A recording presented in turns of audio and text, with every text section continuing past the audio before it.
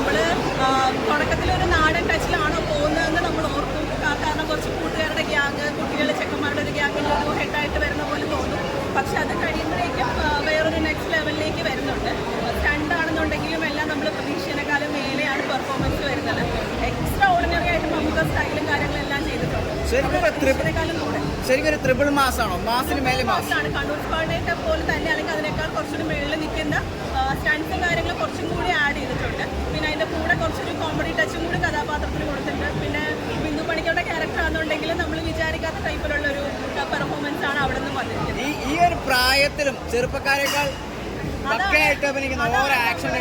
അതാണ് നമ്മൾ അത്ഭുതപ്പെടുന്നത്. ഞാൻ പറഞ്ഞിപ്പോൾ പലപ്പോഴും നമ്മുടെ സ്റ്റണ്ടൊക്കെ സ്റ്റാർട്ട് ചെയ്യുമ്പോൾ നമുക്ക് ടെൻഷനായി 24 വയസ്സുള്ള ഒരാൾ എന്താണ് ഈ പുള്ളി കഷ്ടപ്പെടുമല്ലോ. പക്ഷെ അങ്ങനെ ഒരു സംഭവം നമുക്ക് സ്റ്റണ്ടിൽ തോന്നിയില്ല. പുള്ളി അത്രയും മാസമായിട്ട് അത്രയും പവർഫുള്ളായിട്ട് കോൺഫിഡൻ്റ് ആയിട്ടാണ് ജോസ് ഏട്ടനെ ചെയ്തിരിക്കുന്നത്.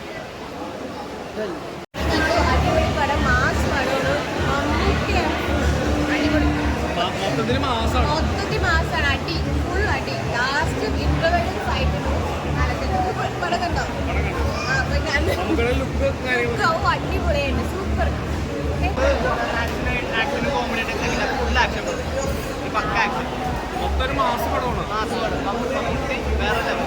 മമ്മൂട്ടി എങ്ങനെയുണ്ടായിരുന്നു?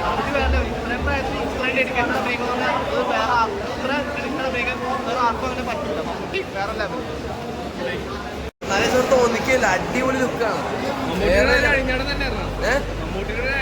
ഉറപ്പായിട്ടും നല്ല അടിപൊളി പടം.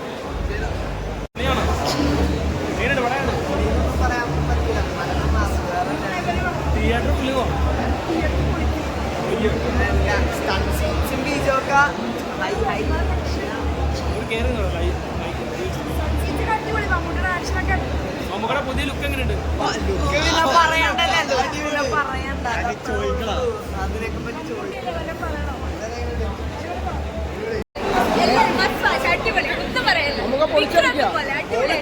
പൊളിച്ചടക്കി ഒരു രക്ഷയില്ല. ഇത്ര ആക്ഷൻ പൊട്ടൻഷ്യൽ ഈ പ്രായത്തിൽ അദ്ദേഹം പുറത്തെടുക്കാന്ന് പറഞ്ഞു കഴിഞ്ഞാൽ നമുക്ക് അൺബിലീവബിൾ. ഒരു രക്ഷയില്ല.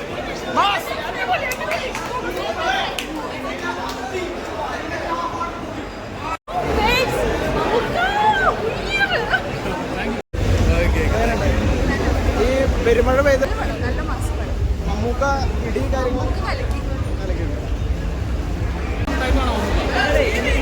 ശേഷം ഒരു മിനിറ്റ് കൊണ്ട് നമുക്ക് ചിലപ്പോൾ ചെറിയ ശൈലായിരുന്നു തോന്നിക്കും. ലാഗല്ല അത്ര ഇന്റർവെല്ലിന് ശേഷം അടിപൊളിയാണ്. എങ്ങനെയാണ് മമ്മൂക്കയുടെ ലുക്ക്? പുതിയ ലുക്ക് കേരളത്തിലെ ഒരു കൂട്ടാറല്ലേ? ഇത്ര നമ്മൾ വിചാരിച്ചില്ല.